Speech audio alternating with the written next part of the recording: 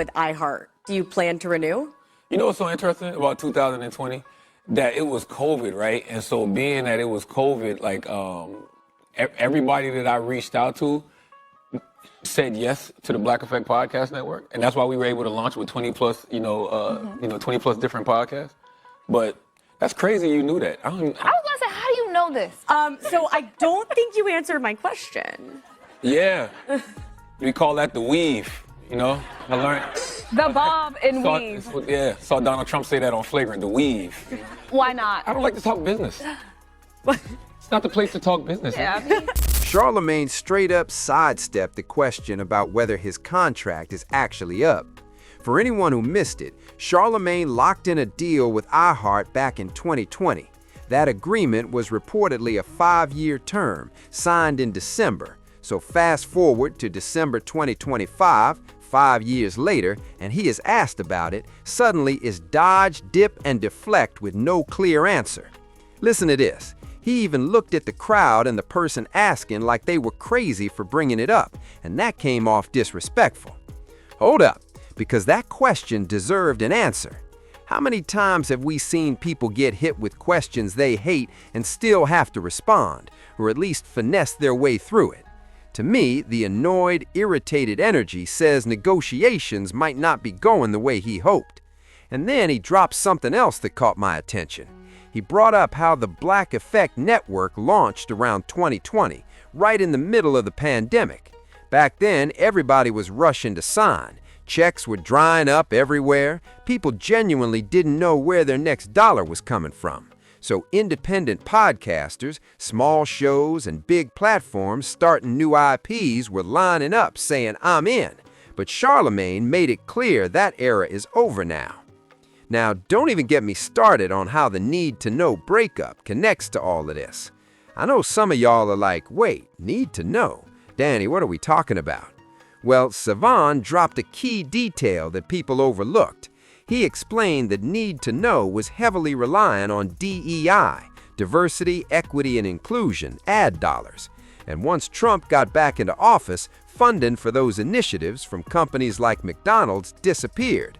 So that DEI money dried up fast because suddenly So now Black Effect is in a tight spot. And Charlamagne is too, because if he re-signs, does that mean he's just the Breakfast Club host and no longer sitting on top of the Black Effect podcast empire? Because I've been saying on my channel for years, how is Mandy B constantly talking about ad deals when barely anyone is listening? She had multiple shows, including Period Sis. Then there was another one, and I was like, oh, now it clicks. She was landing ads from companies paying for placements nobody was actually hearing. But because that DEI money existed, they were like, whatever, just book it. Same thing with Need to Know. Listen to this. How were that pulling in all that ad money when barely anyone was tuning in? Meanwhile, I was running podcasts with higher view counts, but advertisers wouldn't even look my way the way they did with them, because those shows were being labeled as DEI investments. And I know some of y'all are thinking, this is getting real inside baseball, Danny. What are you even saying? Hold up. What I'm saying is, Charlamagne's position in 2025 looks nothing like his position in 2020. And doesn't that connect to what Joe Budden and Ian Schwartzman hinted at when they talked about a mass exodus coming?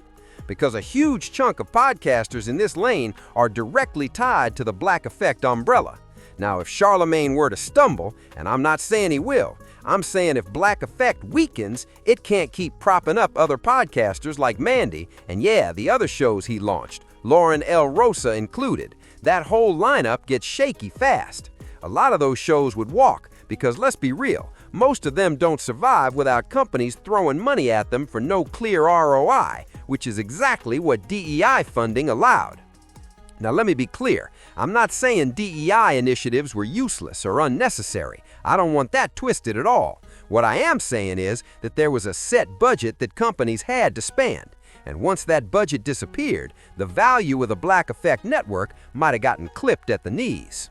I also want to shout out the woman who had the nerve to ask that question, because it proves how powerful simply asking can be. Sometimes you'll get an answer they don't want to give, and sometimes you'll get a cold, nah, I'm not touching that. And what I really appreciate here is this. When she asked the question, it didn't feel like pocket watching at all. But somebody else asked it, and suddenly it's, why are you counting another man's money? Nah, hold up. We do need to know. Charlamagne was the loudest one in the room when it came time to announce his deal. So now that the deal might be shaky, suddenly it's, I don't want to discuss business. But when those contracts were getting signed, there was a glossy variety rollout. There was a vulture breakdown too. You were out there, Charlamagne, positioning yourself like you were a sharper businessman than Joe Budden. And now it's, man, I don't really want to talk business.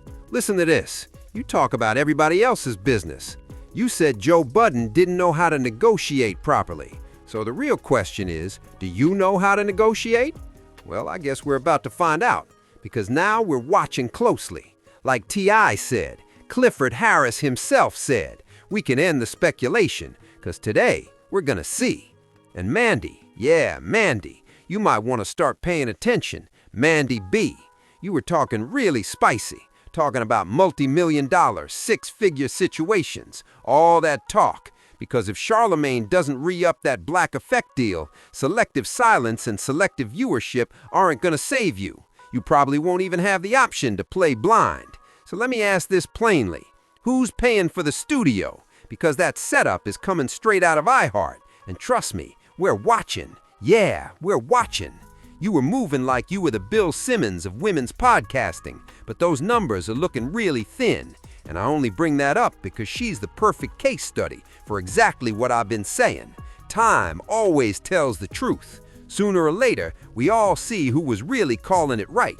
All right, y'all, and make sure you tap into the Patreon, because who knows if he's even going to be on iHeart in 2026. Listen to this, because this part gets overlooked way too often. The Breakfast Club's ratings in New York City aren't nearly as strong as people think. Everybody loves to point at YouTube numbers, but let me be clear, radio companies still care most about radio ratings.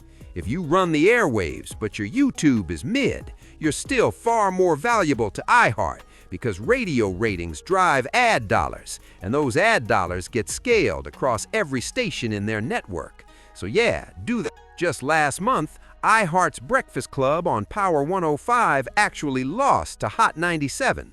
The score was 4.3 to 3.1 in the ratings. No spin, that's the data. Hot 97 pulled a 4.3 market share. iHeart landed at 3.1. And what makes it even wilder is that the gap keeps growing.